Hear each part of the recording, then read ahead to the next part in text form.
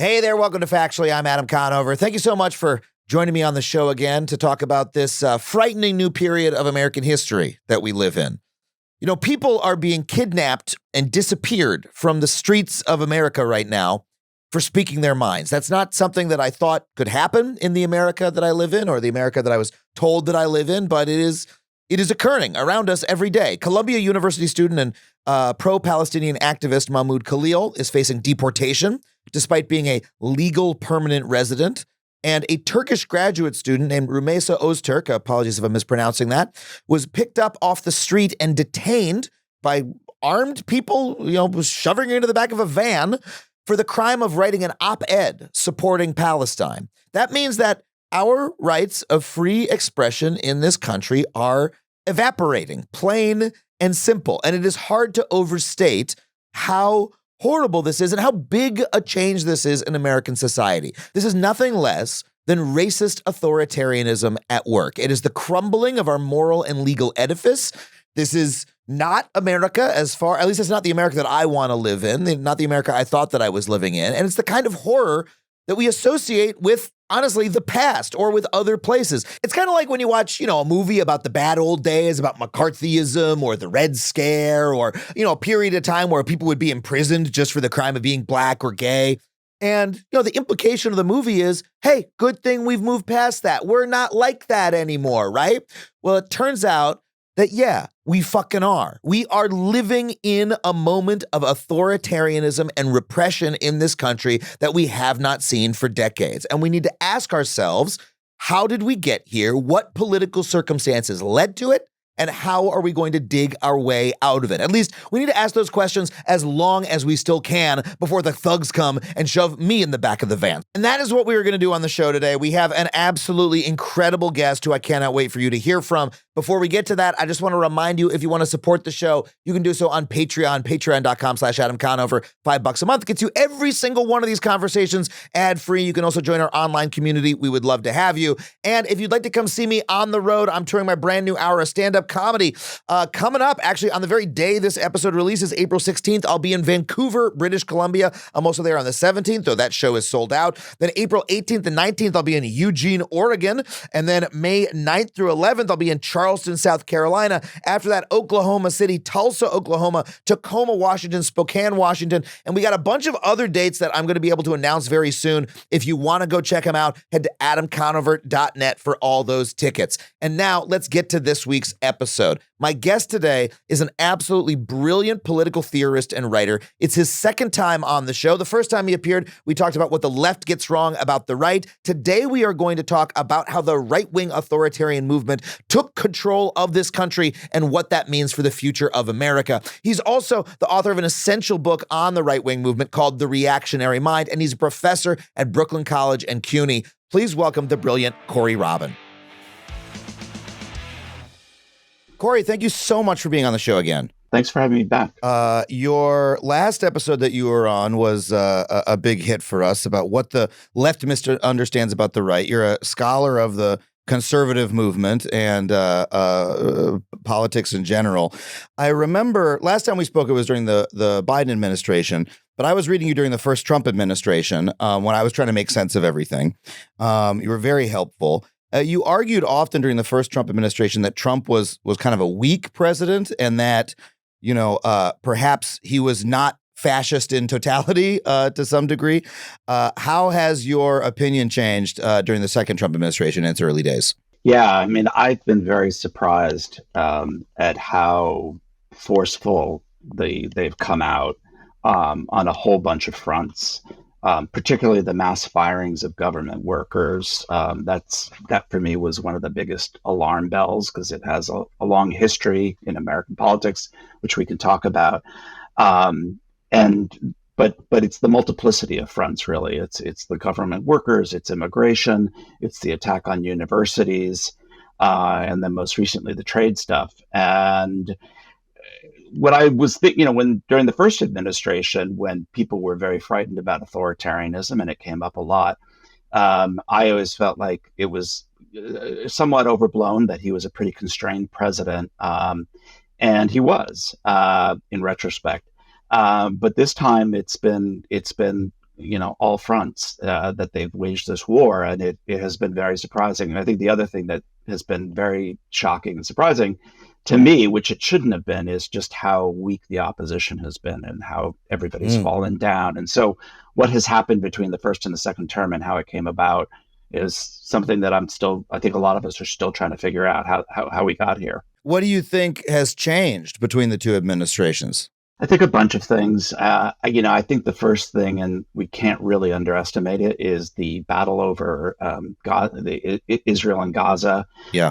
I think that it really divided the Democrats. It divided the left, and it became a kind of Trojan horse for a lot of people within the Democratic Party to start accepting a whole bunch of authoritarian policies that would have been previously unthinkable. So I think that was a real problem. I do think also. Tell me more about that. I'm sorry. How did you see the left accepting authoritarian policies as a result? Oh, I meant mostly in the combination of the Democratic Party and universities, the collusion that really began between the Biden administration and the universities to start cracking down on dissent over the politics of Israel. I mean, the campuses were the epicenter.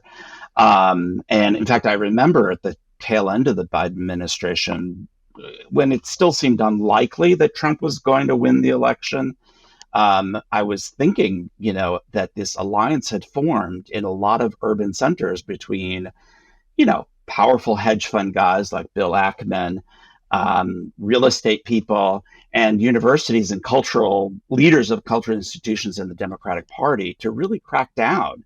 And it was a terrible move, and it made them extremely weak to be able to deal with a much more virulent form of authoritarianism that we're seeing now. Right, because now the Trump administration is coming in and saying, you universities are actually anti-Semitic, despite the fact that they cracked down, using authoritarian power against them, revoking their funding, disappearing their students off the street.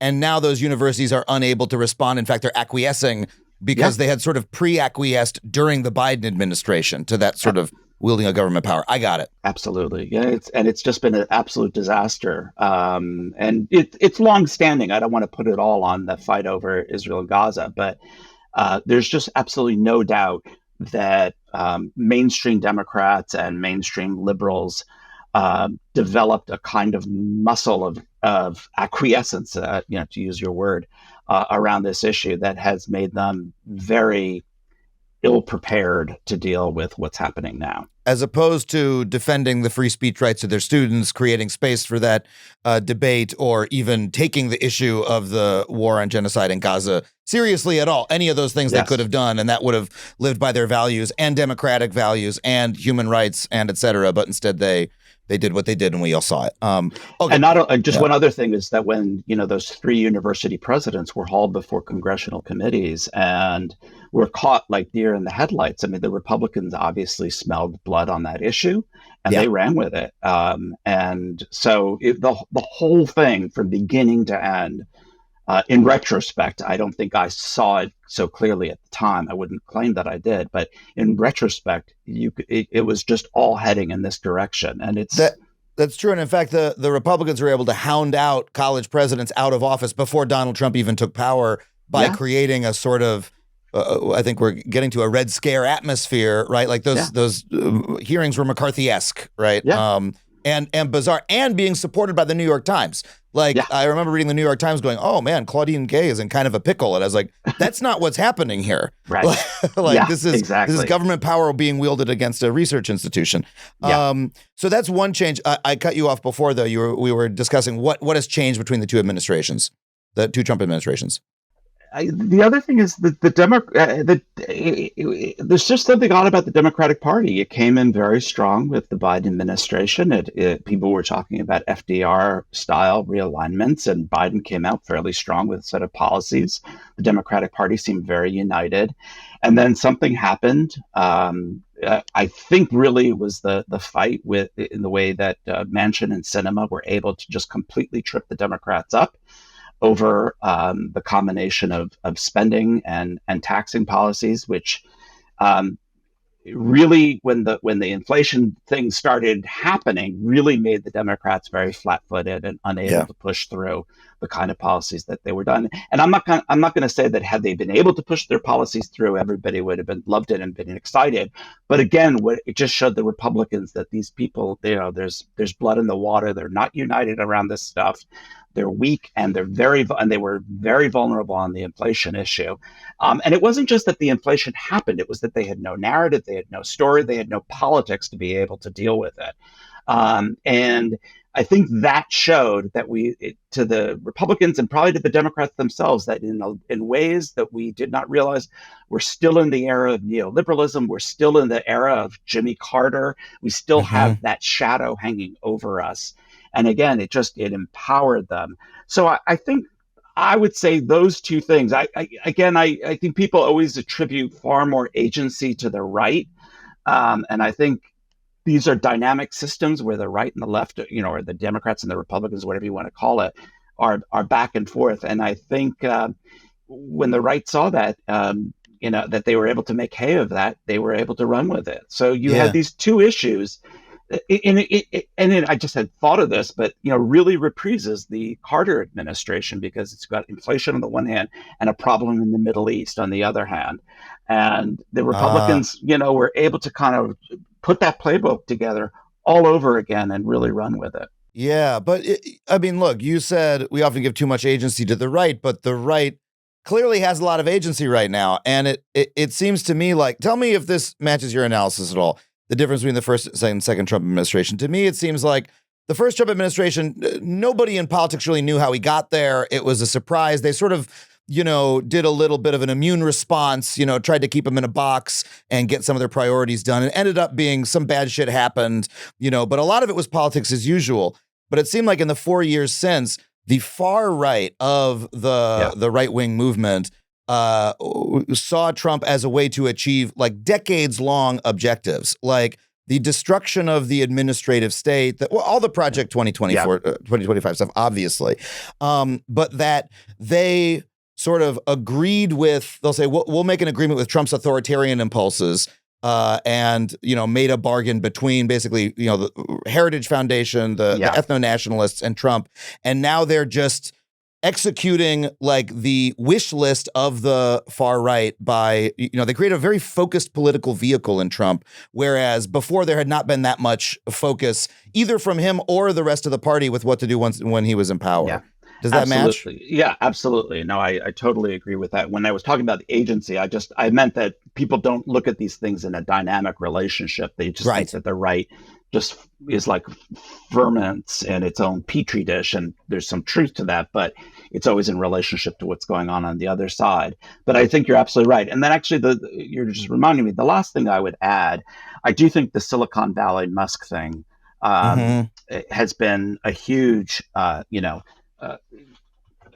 catalyzing agent for the right. And I think in particular, it's not just that, Silicon Valley and Musk came over to Trump, and it's not just what happened on Twitter and all the rest of it, but and here we're starting to get to what they did. I think the impact of those firings and the way that they've gone about it, it's really Ronald Reagan and the air traffic controllers just on steroids. And which, for those who don't know, was like a sort of shocking, the air traffic controllers went on strike. Reagan dismissed all of them en masse, and it was sort of indicated open season on unions and on the federal workforce for across the society. And it's often said in the labor movement, it's like this watershed moment of where everything changed, right? Absolutely.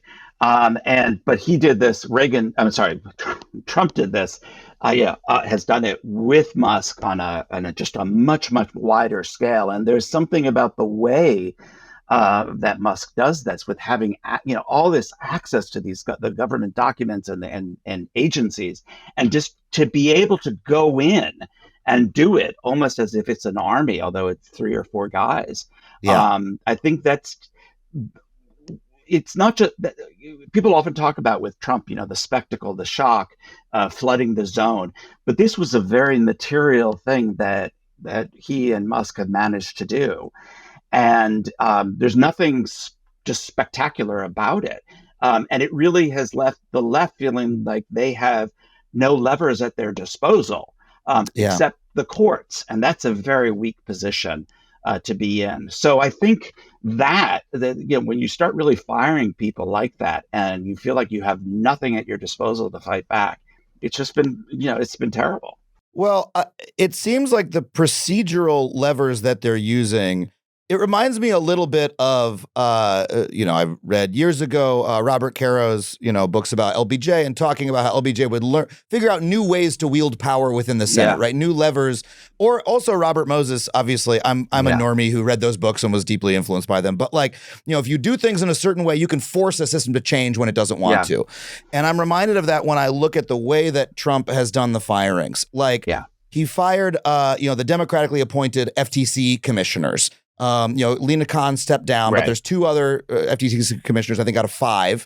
And the other 2 that were appointed by Democrats, Bedoya, and I forget the name of the other one, he fired them.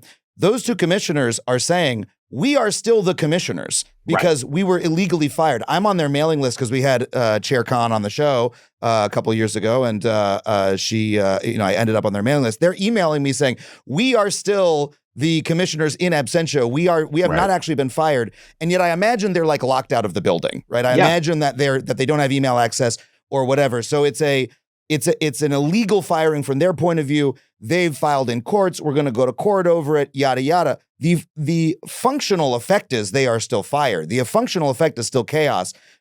Trump and Musk still win. But even though it's illegal, now put that across dozens of departments. And you have an effective strategy for, if you just ignore the law and don't bother with the procedural, you can make a change that's big enough that the opposition cannot respond, that logistically there's almost no way to respond. And that feels very new in American history to weaponize the system in quite that way. I mean, what you're saying actually reminds me of how employers fight unions and have fought unions for the last 50 years all the time. It's actually interesting. There is a whole legal process in place with the NLRB. There has been in place. But if you read the way that employers, the punishments are fairly minimal. And so they just break the law. They know that they'll be hauled into some kind of court. It could drag on for 20, 30 years. Doesn't matter because by the time it's resolved, even if the workers win, they've all moved on. And this has been a very painful lesson that the labor movement has had to learn over decades and decades and decades. And in a way, I'm not trying to say that this is what the playbook that they're operating from, because I get the sense, and I think your point about Moses and Johnson is well taken, that they're in a process of discovery. They're finding new things. Some of it they figured out in advance, but some of it seems like they're just figuring it out as they go along. And it involves that level of just absolute disdain for the law and the institutions. And in a way, they've picked up on something that obviously was already there. You can't go into a system and just do this unless there are, as you said, a lot of weak points along the way. And they have a nose for that weakness. And I mean, Trump clearly does. And now we're just seeing the massive effects of it. But it does remind me an awful lot of how American employers fought the American labor movement. Was they figured out where the weaknesses were, and they figured out that courts and procedure, far from being always and only an instrument for the protection of rights, can be very much a vehicle for delay and obstruction, and ultimately for power to win. And we're seeing an awful lot of that. And the other thing that you reminded me of when you're talking about these commissioners who have been kicked out and are claiming that they're still the rightful, legitimate authority, but don't have keys and email access. It's it is like the Polish government in exile, just saying we are the right. During World War II, just these are words. That's what they are, and with no army on your side to back you up. Yeah, it's brute power is what Trump is using. It's you can say, I'm still the commissioner under the law. I think I'll win a court case in 3 years. But if you can't get into the building, you don't have power. And that is what Elon has been using. People are like, is this guy appointed to anything? Does he have any official role? Well, he's got some people who will listen to him, and he's showing up with federal marshals and there's people with guns and the door is now locked. And what the fuck are you going to do? Turns out that he did have the power, regardless of what the system said that he did.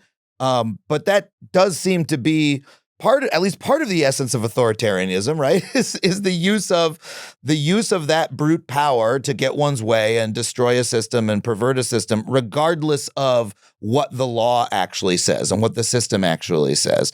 Do you think it's new at all that the Republican Party has accepted this way of doing business, this brute use of power? Because, it used to be, even Mitch McConnell is like using the law to get his way, right? He's not just like showing up with a baseball bat and smashing pinball machines and taking the money out, Yeah.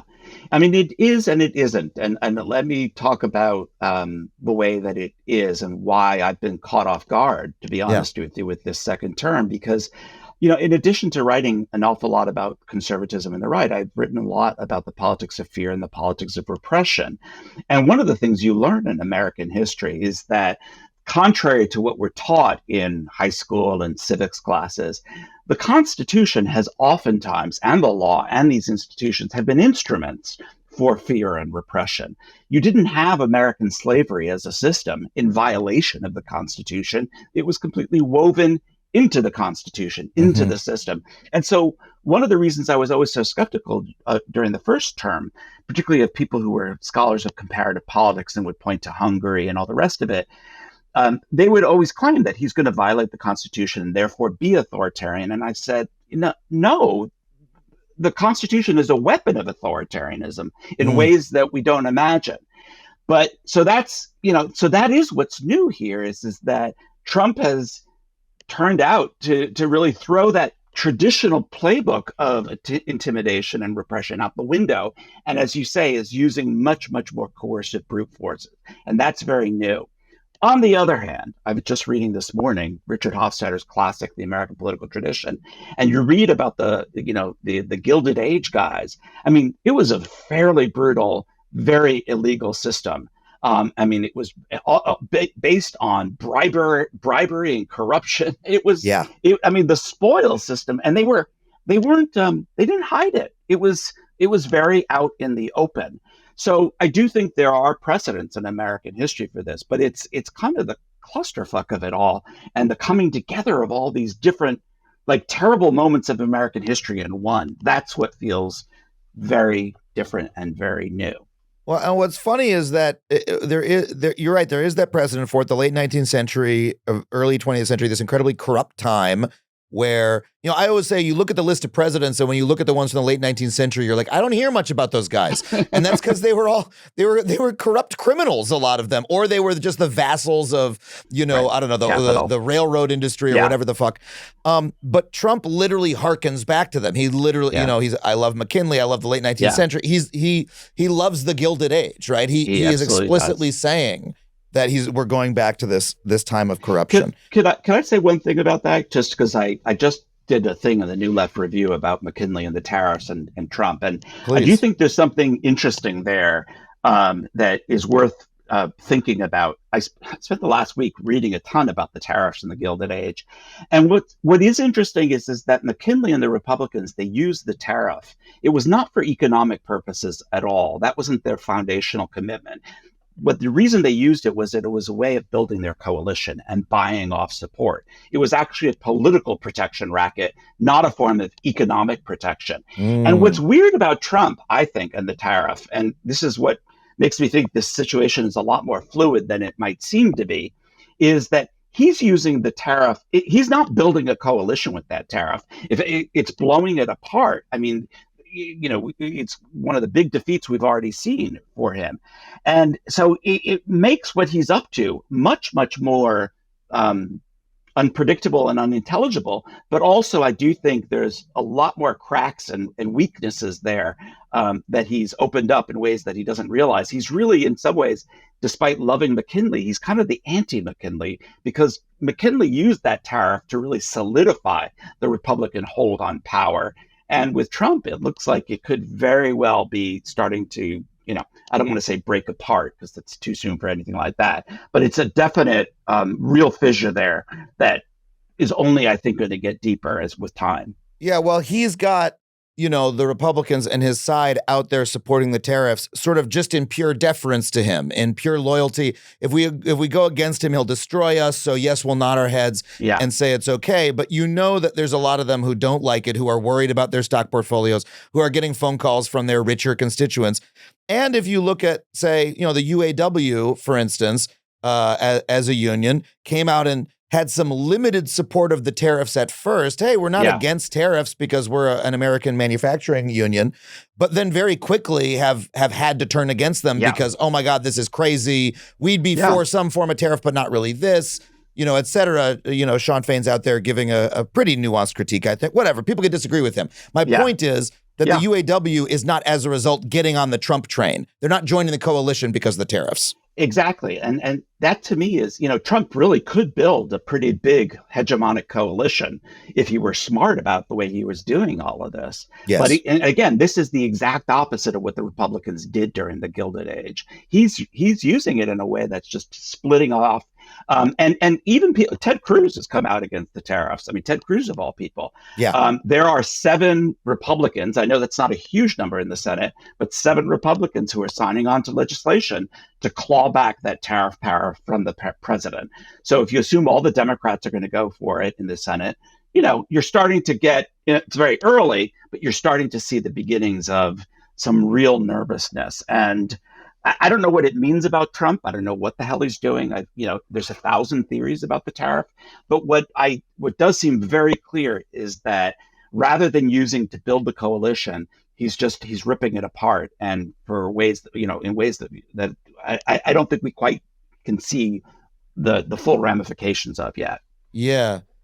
It's funny that we have this constant urge to figure out the reason behind the tariff when what's most remarkable about it to me is it seems like he just likes tariffs. He got the idea in his head in the 80s. He read some paleocon stuff about, trade. It stuck with him. And now he's an old man who refuses to change the channel. It's like trying to argue with grandpa. He's set in his ways. And it's when we're talking about authoritarianism, it's just literally the whims of this one old crazy guy that are changing the world economy. It's such a small thing about him that is having such a massive effect on everybody. The reason sort of doesn't matter. It's something about him. It's buried in his psyche, but who the fuck knows what it is? But the effects are so huge. It's a butterfly flapping its wings.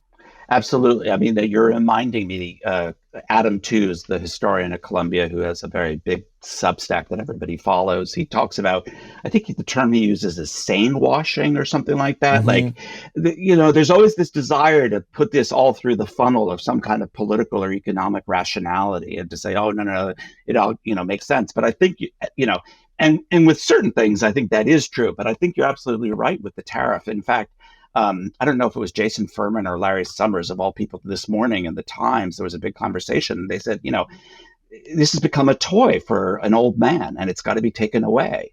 And I think that's right. And it is interesting, there's probably 8 theories out there about why he's doing the tariffs. And, whatever he does one thing one day and does the exact opposite the next day. And everybody said, oh, yeah, this is exactly what I predicted. Well, it's very mercurial. And as you say, it is the kind of the whims of this, autocratic kind of figure.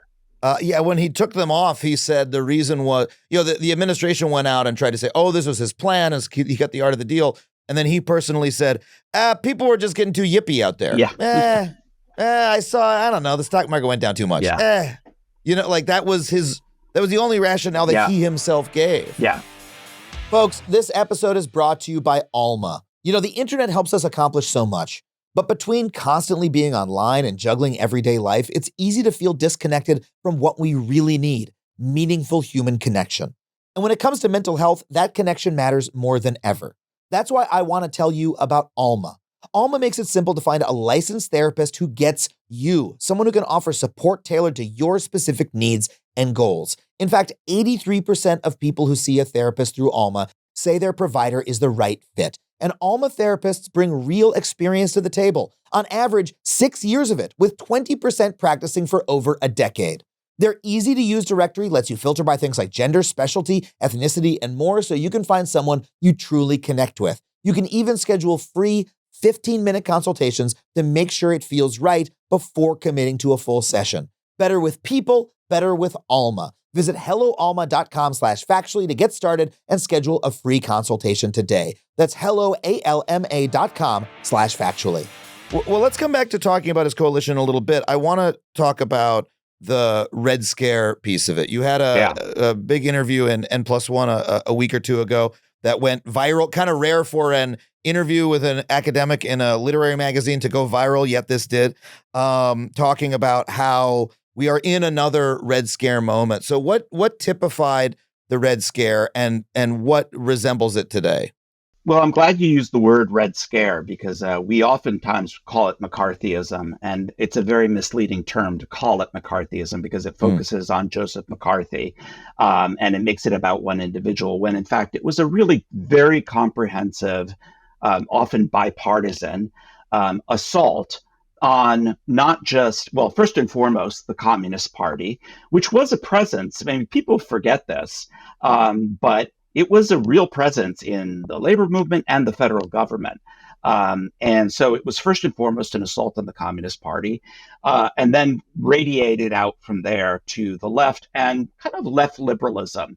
Liberalism has a really bad odor today, and everybody just thinks it means kind of Bill and Hillary Clinton. But into the 1940s, left liberalism, well, you're in LA. I mean, it was a real force in Hollywood. These were people who were big union people. They were strong anti-fascists. Movies like Casablanca come out of that culture. It was a real presence, and the right hated it. This is how Richard Nixon gets his start in American politics. And they come back very strong in 1946. This is a midterm election. The Republicans win. Richard Nixon's elected to Congress.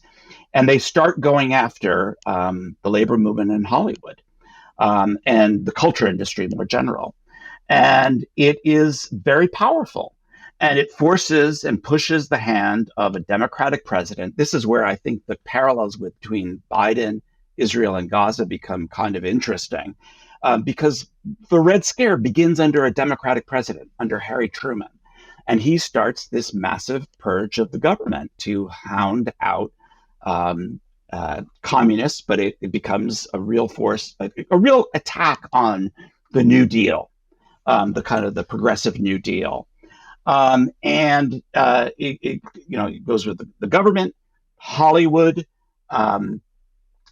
universities, the culture industry, and the labor movement, and it's comprehensive. And at the height of the Red Scare, historians disagree about the exact numbers, but the estimate is anywhere from 1 to 2 out of every 5 American workers is subject to a kind of political surveillance investigation for their beliefs. Wow. So you're talking like almost, the high end of the numbers, 40% of the American workforce. And again, I think the parallels with what Musk and Trump are doing with the federal government becomes very clear. With DEI, right? That's what it sounds like. That's the comparison that immediately comes to mind. Oh, hold on a second. Did you ever participate in a diversity program? Yeah, exactly. Like those questions. Yeah. And the sanction for having participated is firing, and this is the other thing. When we think of political authoritarianism and political repression, we tend to think of violence, we tend to think of imprisonment, we tend to think of those forms of really overt kinds of political persecution. In the United States, one of our most repressive moments, it was economic sanctions that were the primary instrument. Very few people went to jail over McCarthyism, because of the Red Scare. But what happened was people lost their jobs. They were blacklisted. That's obviously, in Hollywood is a very tender issue to this day. For my union, the Writers Guild, it was like, the Writers Guild members participated in it. And then it was like 10 or 20 years before the Guild, issued a statement sort of acknowledging its role, right, et cetera. It's a black mark in the history of Hollywood labor because a lot of people and a lot of institutions, including the unions, acquiesced to it. Absolutely. And that's the other part of it that I'm glad you brought up, which is that, again, when we think of political repression and authoritarianism, there's this, view of the strong man at the top and that everything goes out from them. But also in the United States and in repressive movements, there's always a bottom up angle, where actors, institutions, either acquiesce or willingly participate. And the blacklist is just an amazing, story in the culture industry, because it wasn't just Richard Nixon. It wasn't just the FBI. It was all of these institutions, employers, unions, private blacklisters, private freelancers investigating people.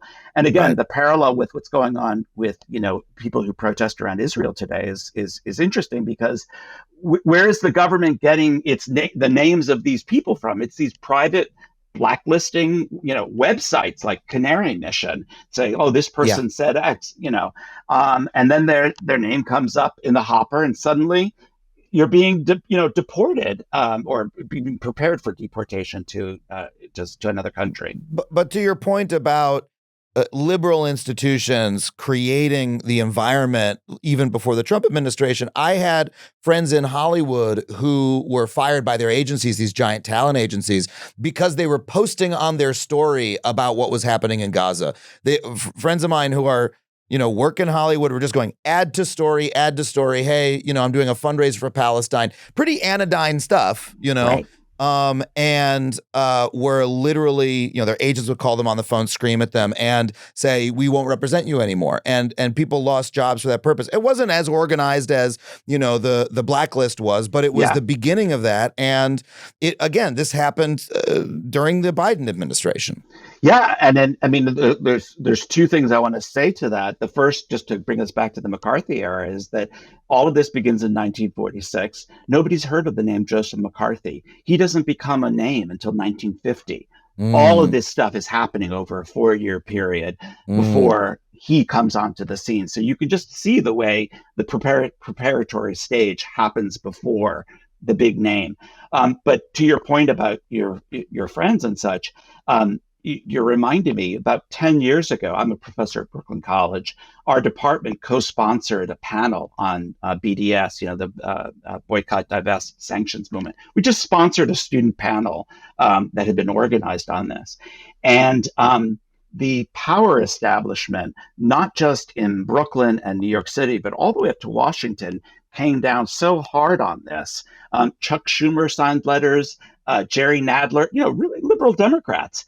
And there was a letter that was signed by a bunch of New York City Council threatening to take away the funding from, listen to this, because it's very reminiscent, threatening to take away the funding from Brooklyn College and CUNY because a department was sponsoring a panel discussion about BDS, taking away the funding, threatening to take it away. This was getting bigger and bigger, till finally one sane voice in New York City said, if you want to go to have the government tell a university what kinds of curriculum and what kinds of conversations are going to happen on a campus, go to North Korea.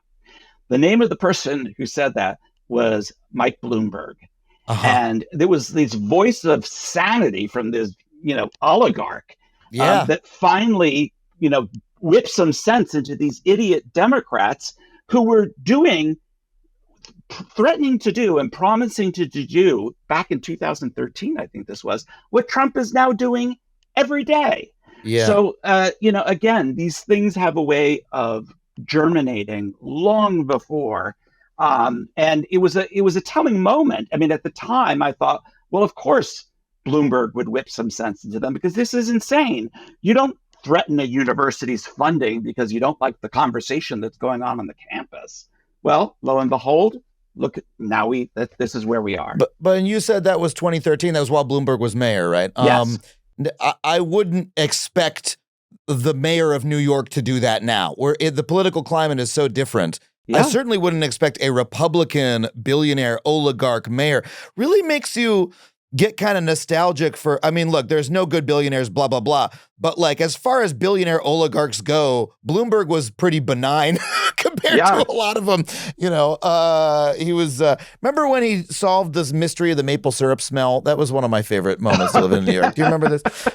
He got up and he was like, there's a strange smell in New York. And we found out it's a factory in New Jersey. And he was learning Spanish. It was billionaires used to be kind of cute.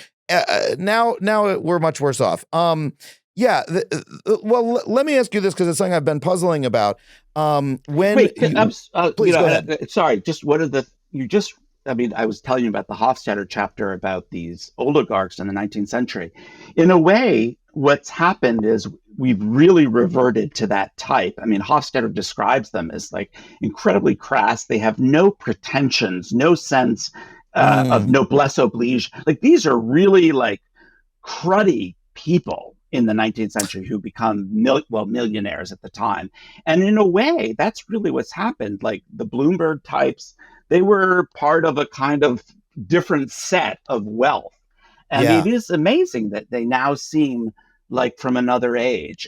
But we've reverted to this other really thuggish type that was not the dominant type of, let's say, of the billionaire.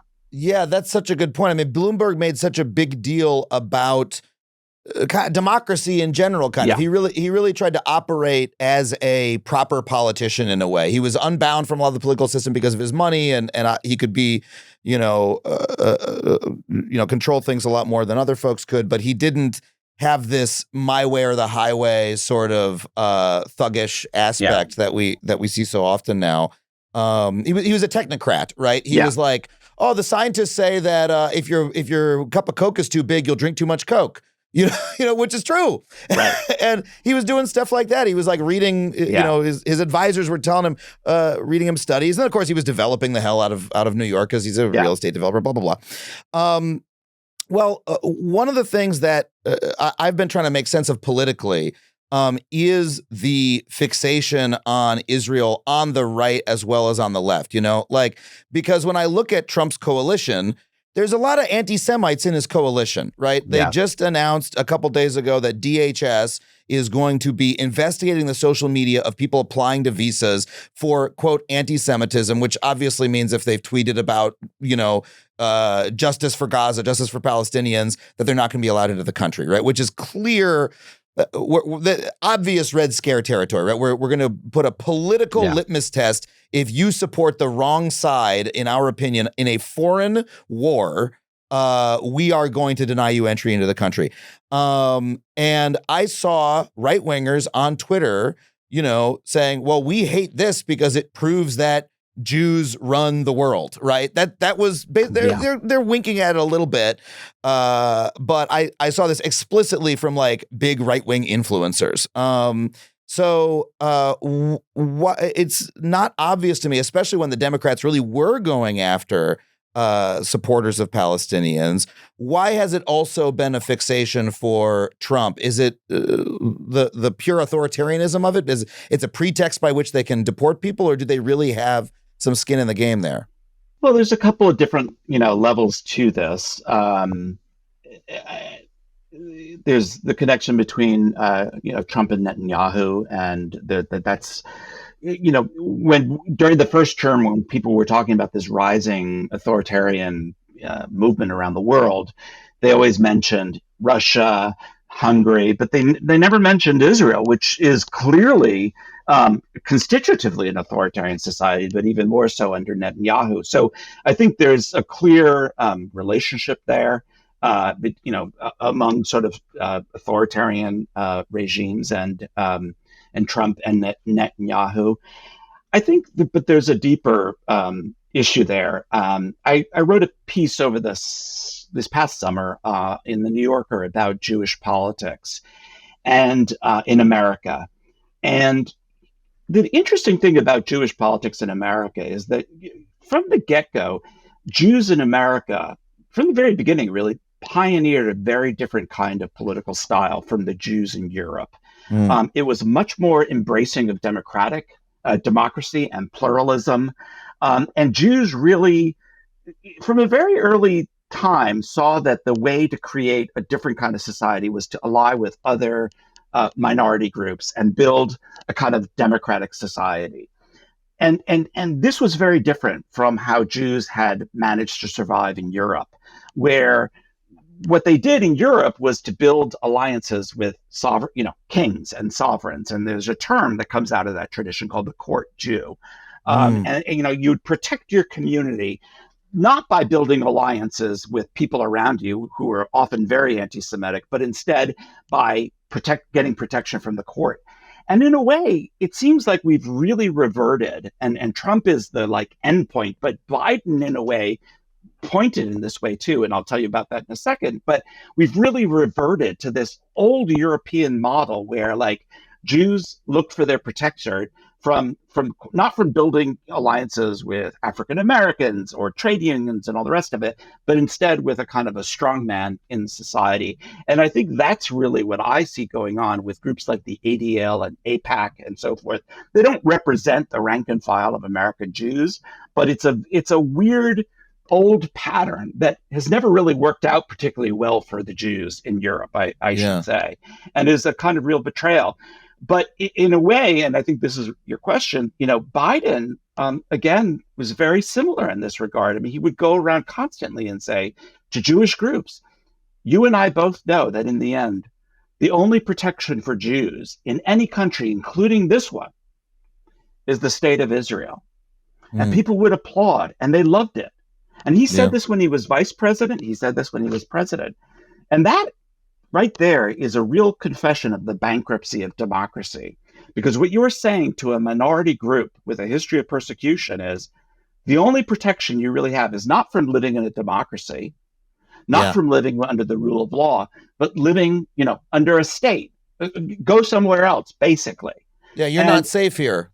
You're not safe here. And I remember reading this and thinking, I'm Jewish. I'm not Israeli. What are you telling me? I'm not going to go to the state of it. Well, they probably wouldn't have me at this point.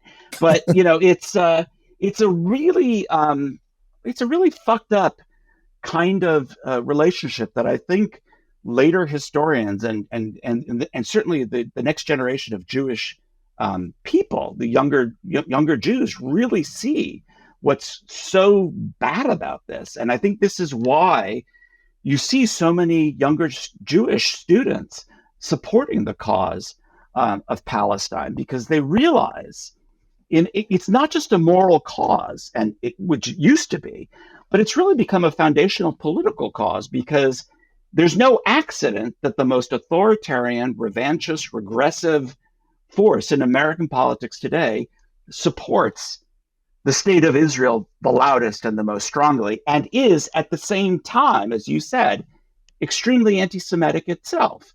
This is the worldview that they all have, which is we are divided up into tribes. You belong to your tribe, and you should live where your tribe lives. And American Jews, even though, you'd have to go back to my great-grandparents to find somebody who was not born in the United States, and it was only one of my great-grandparents. But you don't really belong here. You belong over there.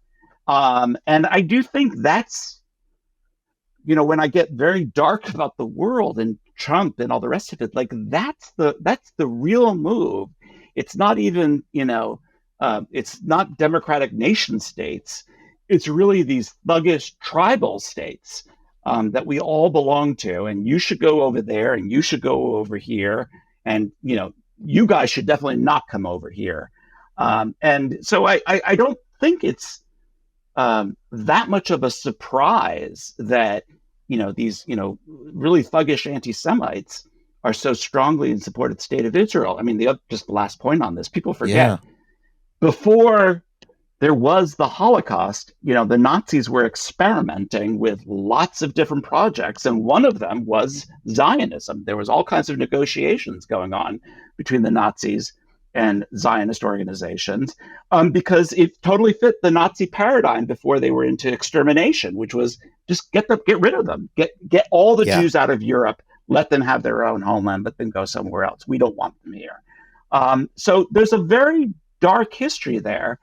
And it's not surprising to me that Republicans and the hard right are doing this. What is surprising to me is all the Jewish groups that are going along with it. And I can, at best, can only think they don't know what the kind of fire they're playing with. And it's very dangerous.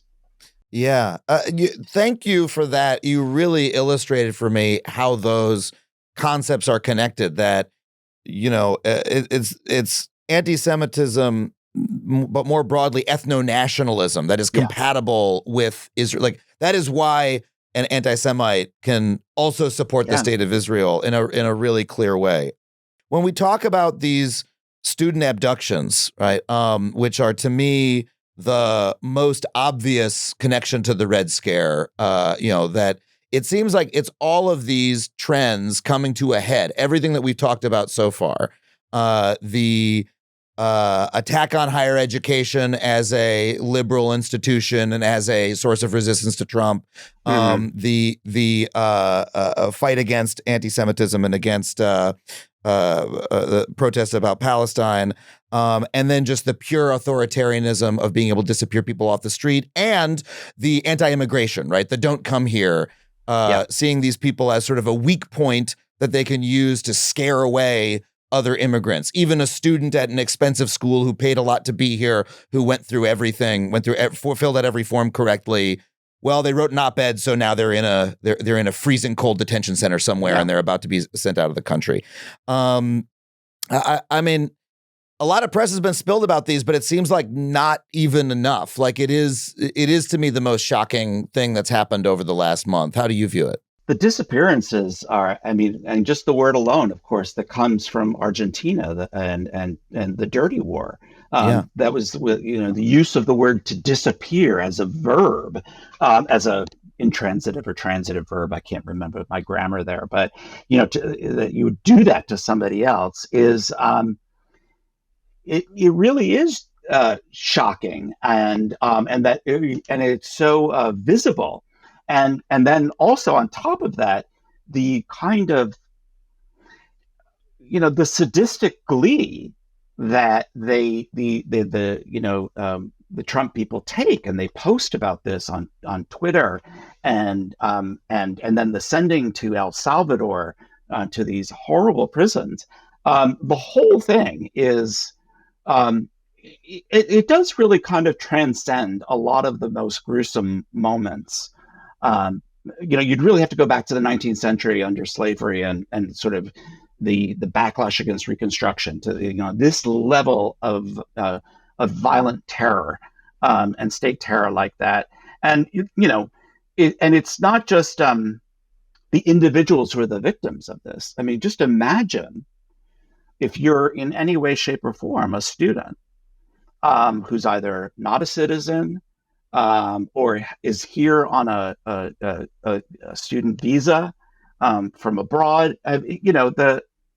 It's just incalculable, the chill that this sets in. And, in a way, to go back to the Red Scare,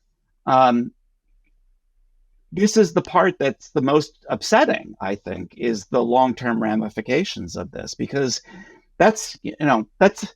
we know, like, wartime trauma, the kind of impact that has on the person who's on that battlefield, but it's the reverberations that continue afterwards, around everybody who, around that.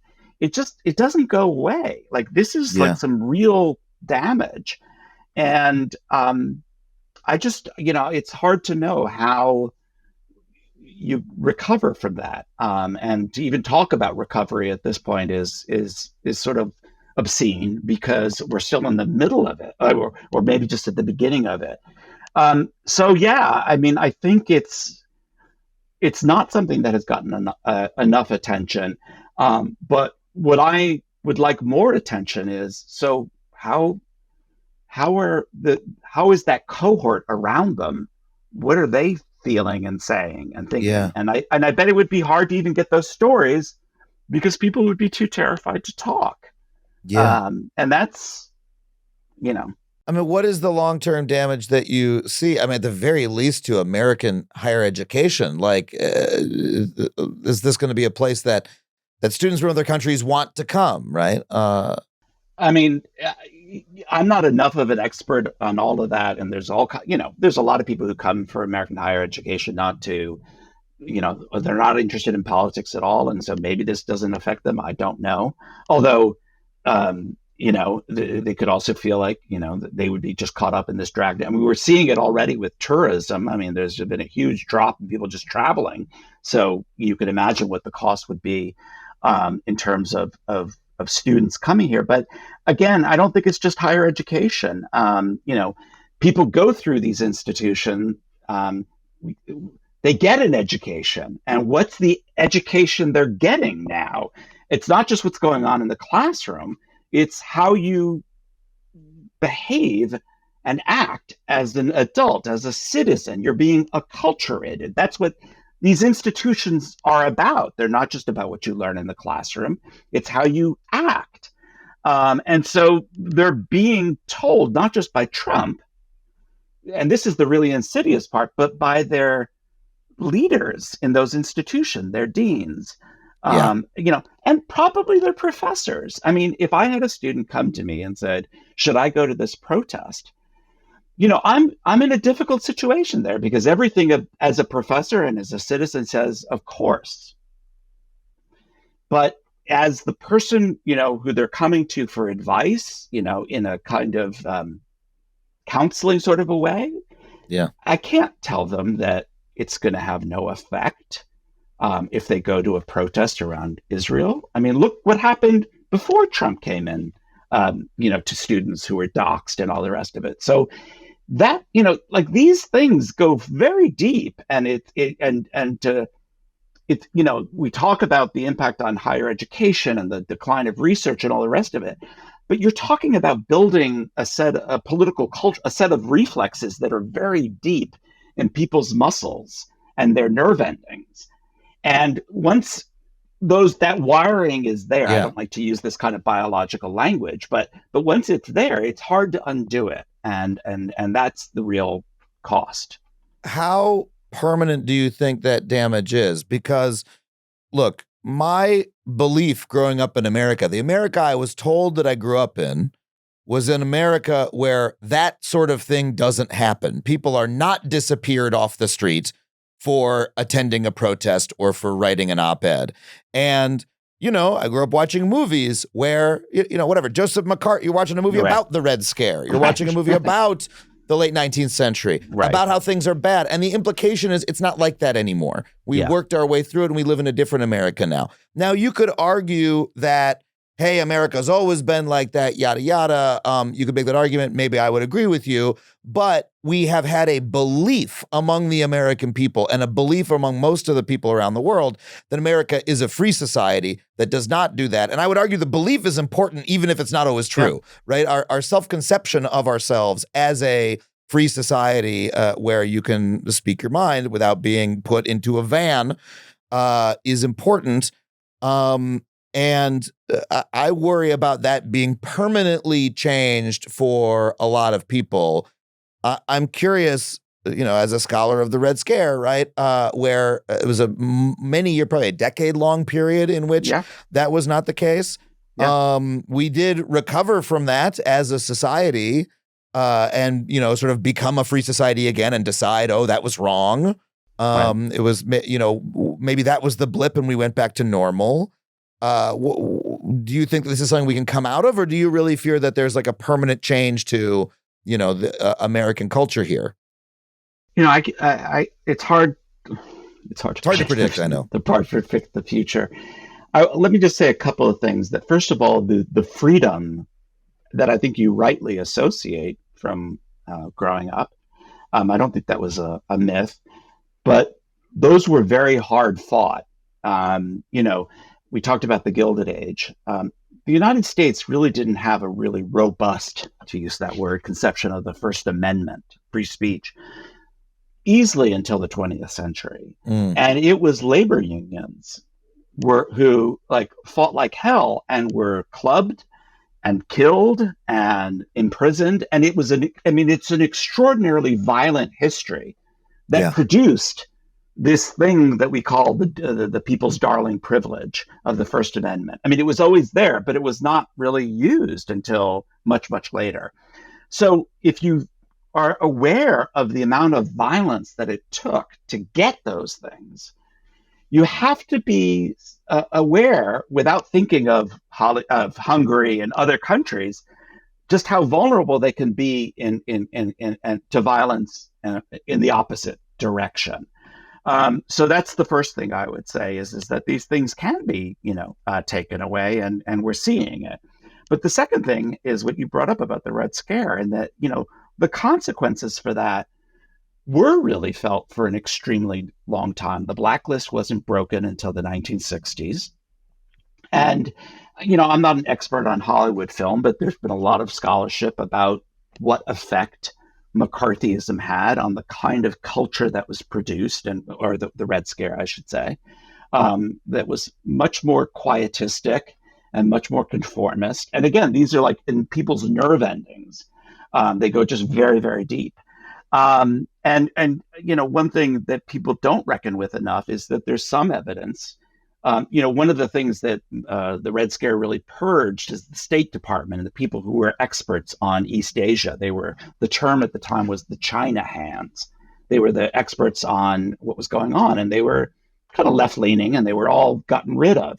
And there's an argument that people have made that this was one of the reasons why the United States not the only, stumbled into Vietnam, was that the people who actually knew what was going on in East Asia were just, they had been purged and weren't available. And, and that's a, massive conflagration, the Vietnam War, that, killed millions of people. And then when I think about this in the context of things like climate change, where, you're really declaring war on experts and the consequences could be huge. It's pretty sobering. And again, it's one of the many reasons why I've had sort of a change of heart about what's going on here. But it can last a long time. And, we're at a moment where we don't have a lot of time, particularly when it comes to climate change. Yeah. I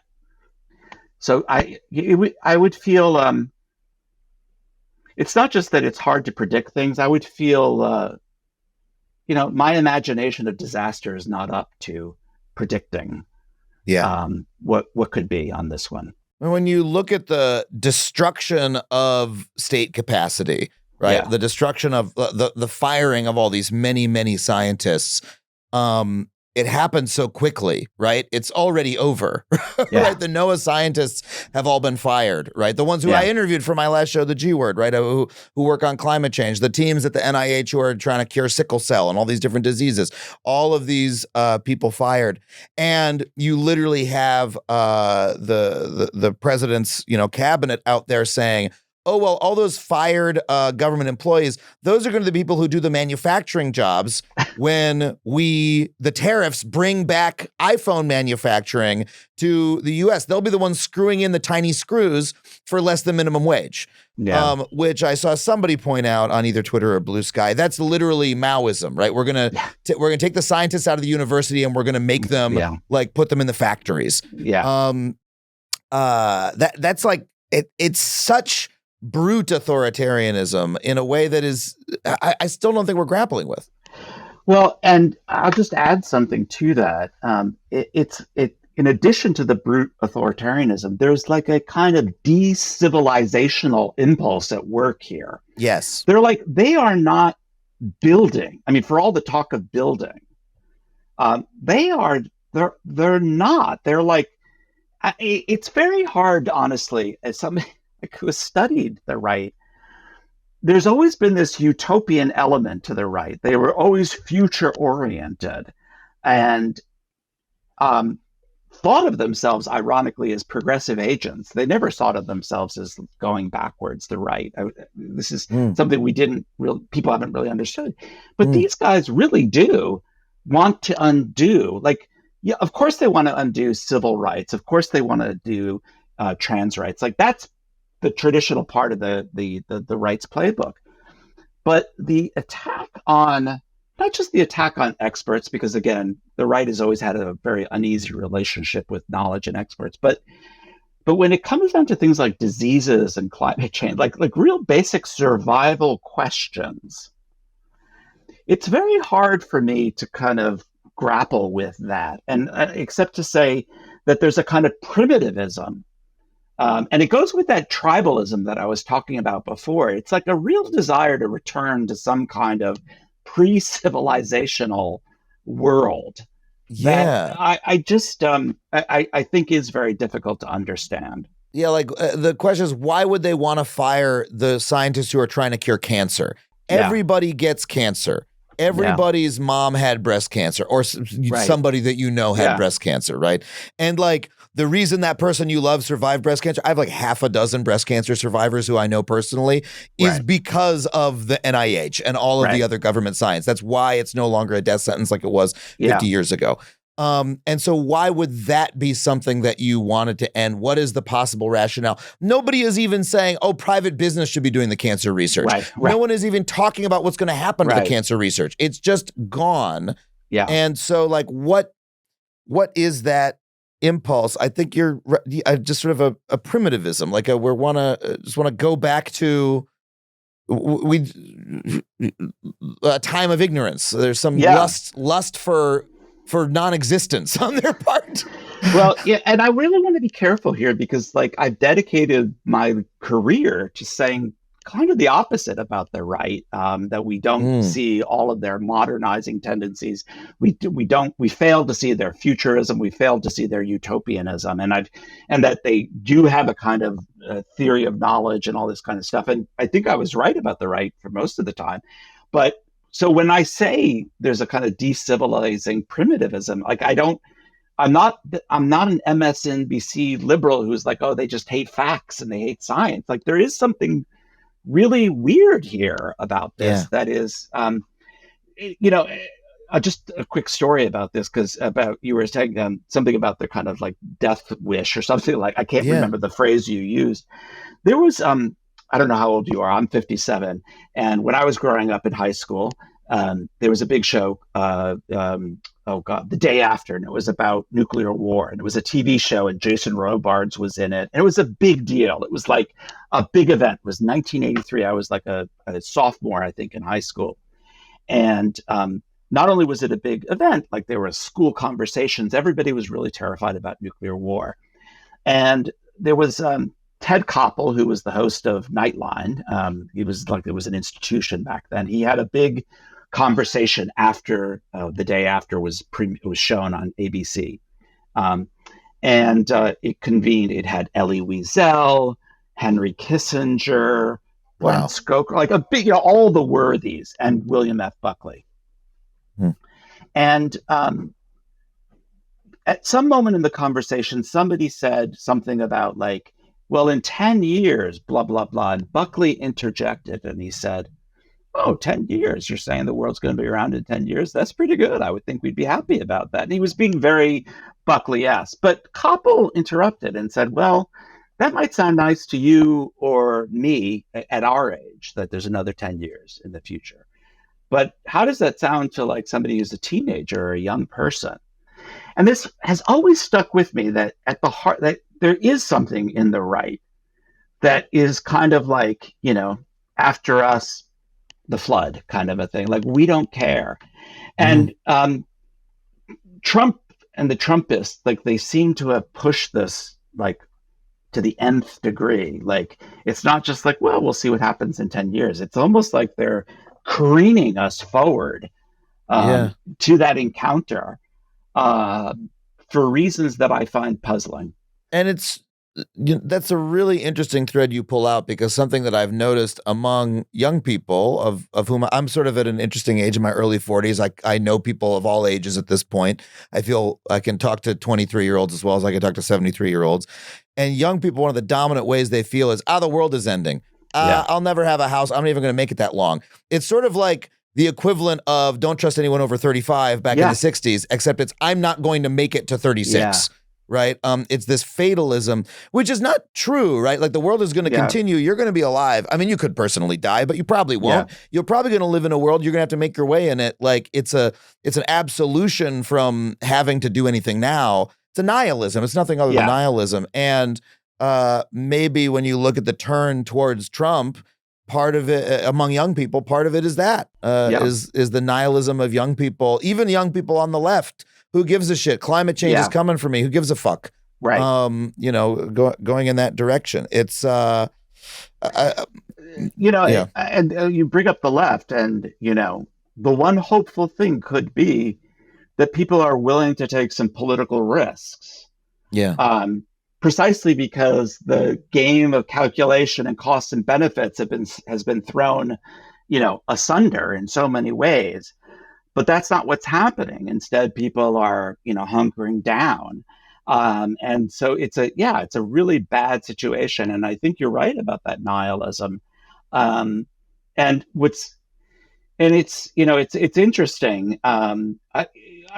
When I've thought about that Buckley moment and what you're talking about, I called it, this is a little bit pretentious, but Rimbaud conservatism, which is not Rambo, the guy. It's the French poet Rimbaud, and who. I really liked it when he grabbed a machine gun and shot all those soldiers. The French poet Rimbaud. He did so while speaking verse. Go ahead. I'm sort of embarrassed saying it, but it is like this. It is this kind of weird, like French, poets. 25-year-olds like vision of the world kind of coming to an end, except it's the president of the United States and the Republican Party and, big business. And I don't know. I have a friend, Greg Grandin, who's a great historian. He's got a book that's coming out you should have him on about America. It's called America Medica.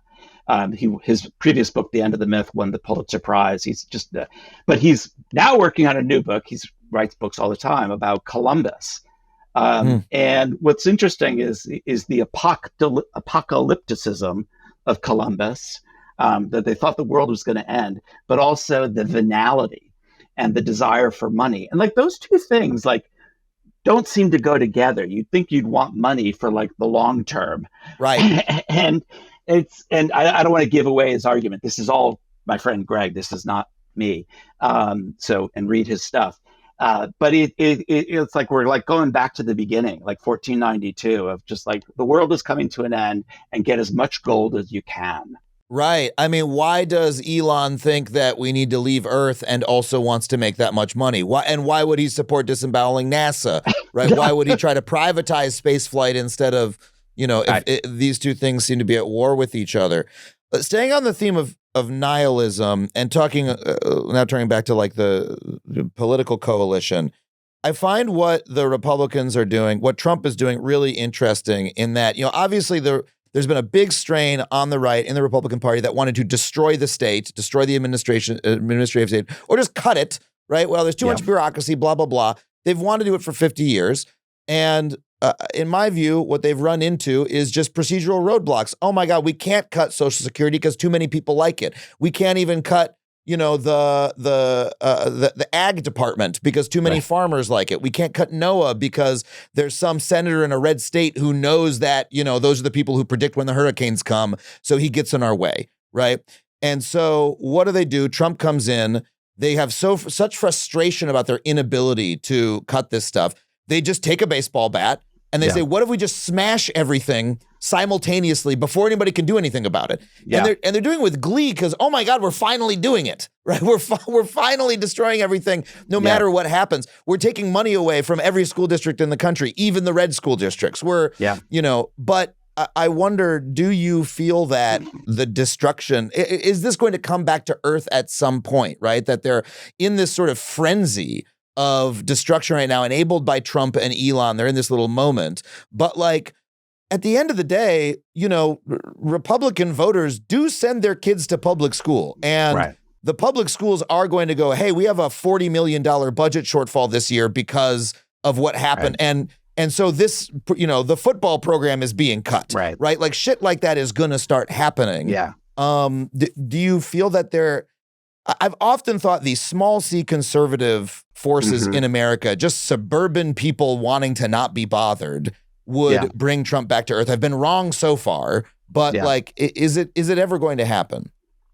Well, I mean, I think they did bring him back to earth during the first term. I mean, there was tons of defeats he suffered, and most of them were not because of the Democrats or the left. It was because, you know, the right was fractured. So it has happened before. But I think, I guess I would caution us is that I do think we all have it. This is an assumption that, like, at some point, as you say, like, reality has to hit. People send their kids to school. They want their Social Security checks, you know, all this kind of stuff. We did also just go through COVID, where, you know, a couple million people died, and nevertheless, people, you know, are like, I don't want those vaccines. And so you have that on the one hand, like, you do have some kind of weird dead ender thing on the one hand. But I think the bigger problem, and this is a problem for the left, is you have to be able to put this stuff together into a narrative for people. You have to be able to say, I mean, you said, like, I send my kid to public school. We have a $40 million deficit because of what they did. This is the problem, is that we don't have a real political force that is able to kind of narrate those steps and put it together for people and to explain it. Or if they are there, they don't have enough organizational connection. I mean, you know, this is a whole kettle of fish that is probably way beyond my pay grade to understand. But I do think it's a mistake to assume that reality translates politically in an unmediated way. Sorry, that sounds very fancy. I don't mean it that way. But, like, you need people to translate reality to politics. It just, like, it has to happen. And if they are not there, then you do end up, like, reverting to a kind of, like, tribal, take care of your own, get your guns. I mean, and this, frankly, some of the reporting that I've seen on guns, what's frightening to me is it's not the right in the guns. It's not, like, left and liberals and women of color getting guns.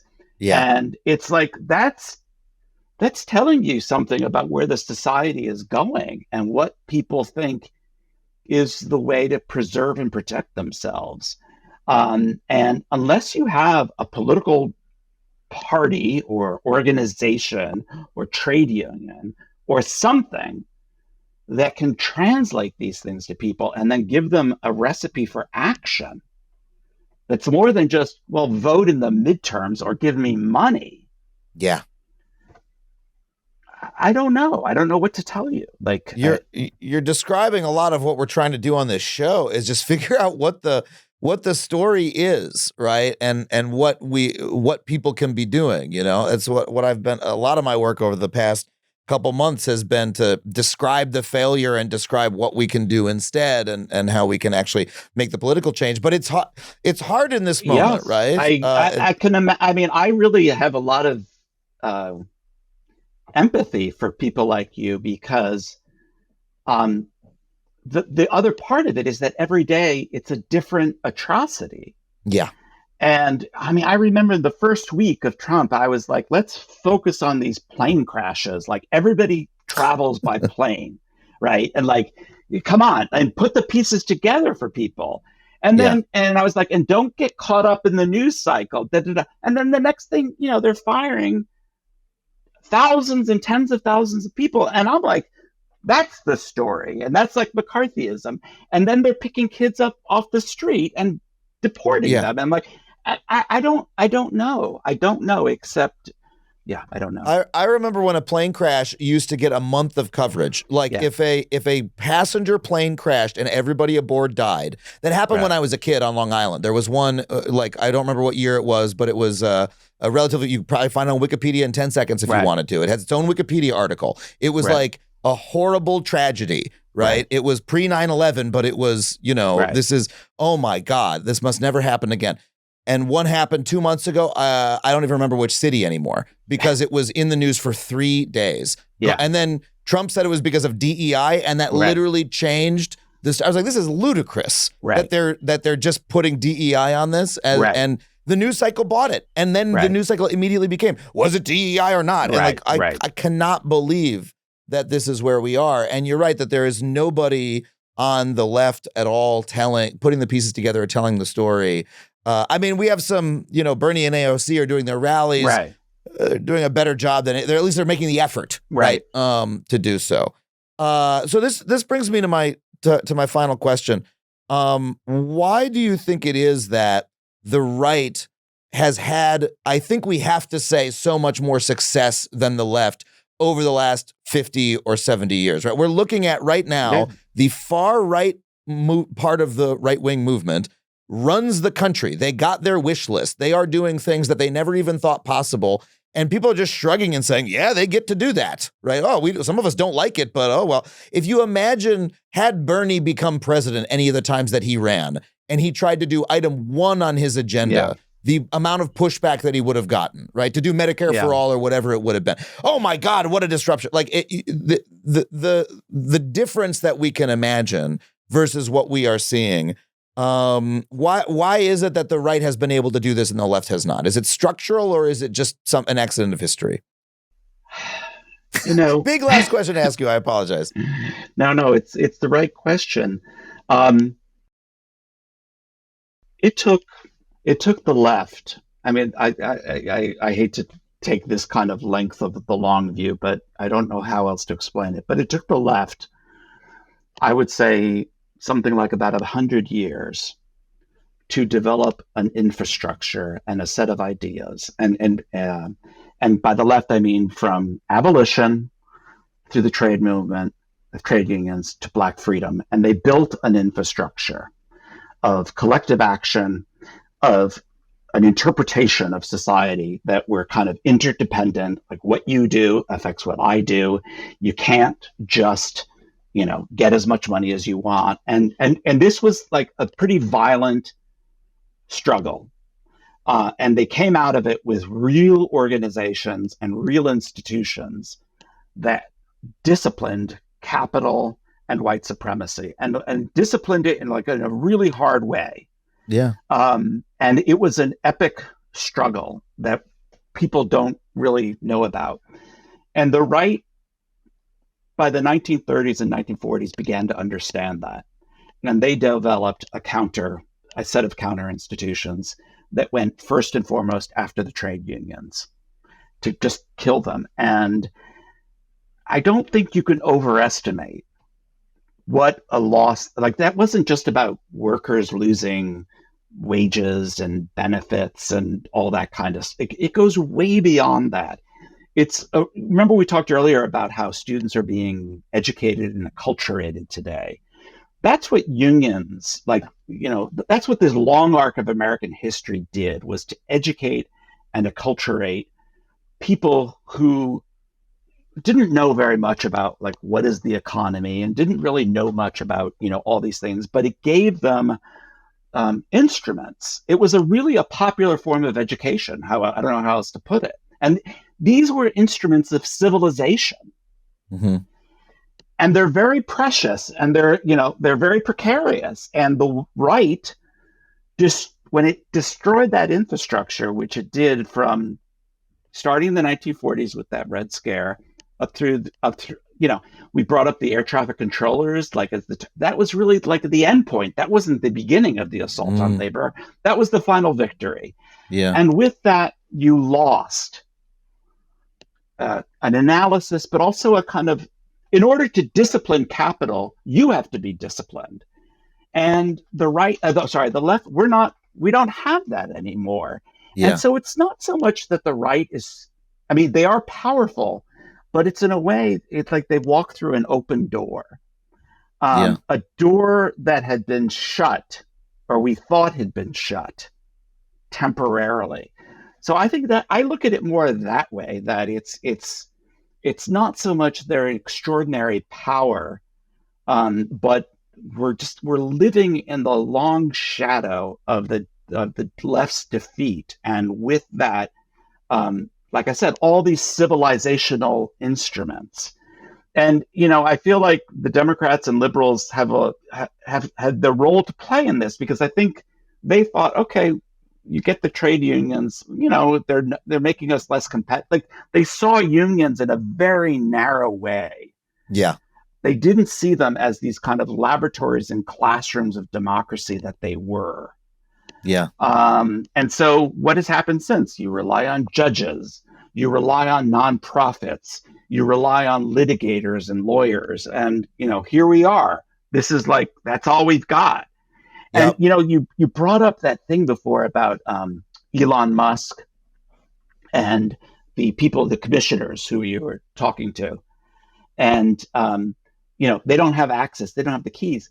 What's interesting about that story is, like, that's what the trade unions used to do. That's what sit-down strikes were.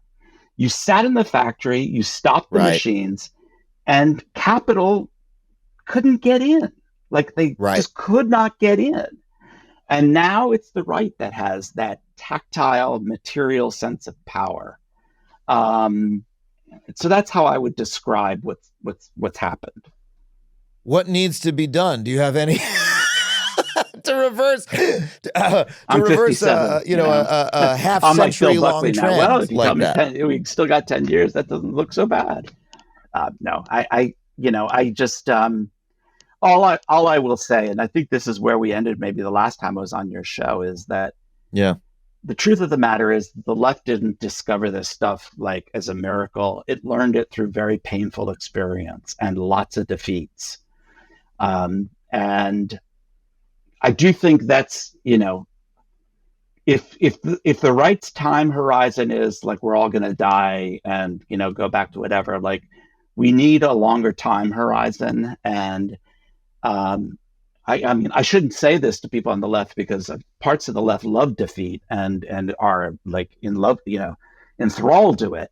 But I do think we need a longer time horizon, and that it's not about winning a news cycle, and it's not just about winning an election cycle, but it's really about developing real infrastructure. And I don't know what it looks like, but it has to be something like those classrooms and agents and instruments of democracy and civilization that the left did not inherit, but built for itself in the 19th century. We need a view of a future that we can build. Like, we need a program, and we need a sense of something can be done, and there's a future world that we can get to. We need a fundamental optimism, which is in short supply right now. Well, Corey, I can't thank you enough for being on, man. I've kept you long enough, but I love talking to you, and I could talk to you for 1,000 years. So thank you so much for being here, and we'll bring you on again next year to talk about whatever fucking horrendous fascism we're living under that point. Where can people find you, and what's your most recent writing that people can dive into? Sure. CoreyRobin.com, CoreyRobin. I blog there a lot. I'm on Facebook. And I just have a piece out today in the New Left Review about the tariffs. I think it's called Notifications, which, if you read the piece, you'll understand why. It has to do with the Arabic origins of the word tariff, which Trump might not be happy to learn about. So, Corey, thank you so much for being on. Thank you. Well, thank you once again to Corey Robin for coming on the show. That was an absolutely incredible conversation. That's why it went on for so long. I just could not stop talking to him. If you want to support this show and all of the conversations we bring you every single week, please support the show on Patreon, patreon.com/Adam Conover. $5 a month gets you every episode of the show ad-free. For $15 a month, I'll read your name in the credits and put it in the credits of every single one of my video monologues. This week, I want to thank Marcella Johnson, Matthew Bartelson, AKA the Bunkmeister, Kelly Nowak, Anthony and Janet Barclay, David Sears, VG, Christian Brower, Tank Guy, Damian Frank, Matthew, Robert Miller, Griffin Myers, Oh No, Not Again, Sam Biggins, Taylor Kennefic, BK, Ryan Kopselroth, Robin Ward, Alex Womack, Grant King, and 90 Miles from Needles. Thank you, all of you, for supporting the show. Thank you for letting me read your silly usernames. If you'd like me to read your silly username, once again, that URL is patreon.com/Adam Conover. If you want to come see me on the road, all of my tour dates, once again, adamconover.net. Come see me. I'd love to see you and give you a hug at the meet and greet after the show. Thank you so much for listening. Oh, I want to thank my producers, Sam Roudman and Tony Wilson. Everybody here at HeadGum for making the show possible. I got to get out of here because I am fucking up my outro. So we'll see you next week on Factually. That was a HeadGum podcast.